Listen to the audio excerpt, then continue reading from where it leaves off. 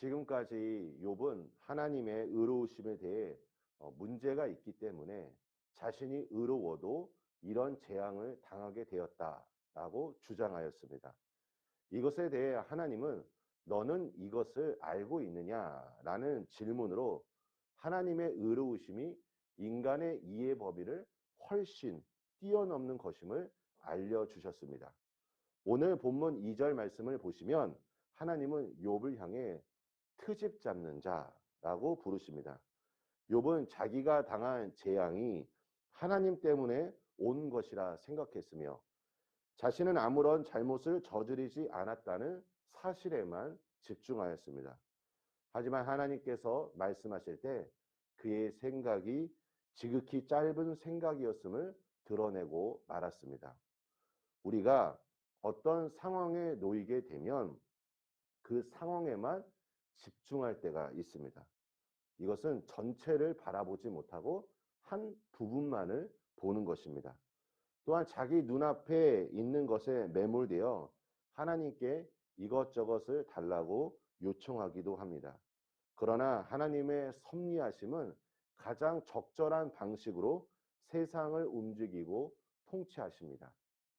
저는 바둑을 잘 두지는 못하지만 바둑의 고수를 보면 몇 수 앞을 미리 내다보며 그 수를 놓습니다. 이만큼 나의 상황이 이해할 수 없다 할지라도 하나님께서는 구체적이고 세밀한 방법으로 우리의 걸음걸음을 인도하신다는 것입니다. 이것은 욥도 마찬가지였습니다.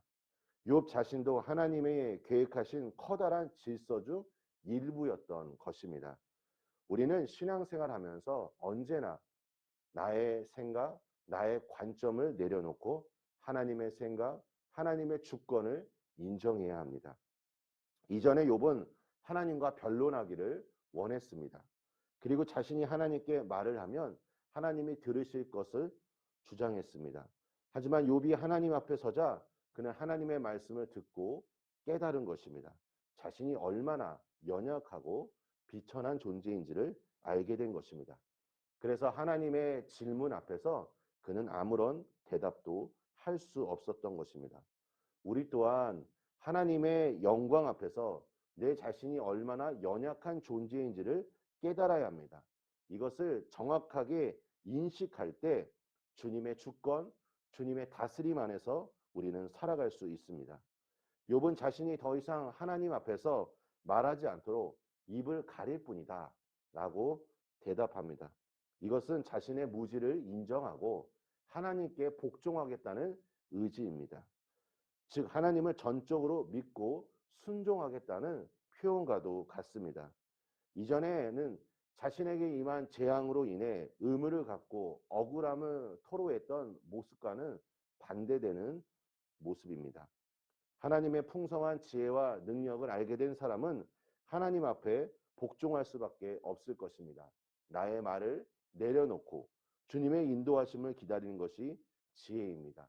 사랑하는 성도 여러분, 오늘 하루도 주님 앞에 있는 모습 그대로 나아가시길 축복합니다. 내가 가지고 있는 나의 지혜, 나의 경험으로 하나님께 나아가는 것이 아니라 내가 연약함을 알고 내가 오직 의지할 분은 오직 하나님 한 분뿐임을 기억할 때 우리의 기도를 통하여 하나님께서는 가장 좋은 방법으로 선한 방법으로 이끄실 것입니다. 여러분, 강함으로 인해서 우리의 믿음이 성장하는 것이 아닙니다.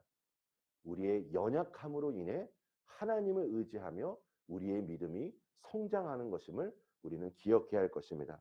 오늘 하루도 말씀 안에서 기도를 통하여 주님의 음성을 듣고 승리하시는 우리 모든 성도님들 되시길 예수님의 이름으로 축원합니다. 우리 함께 기도하겠습니다.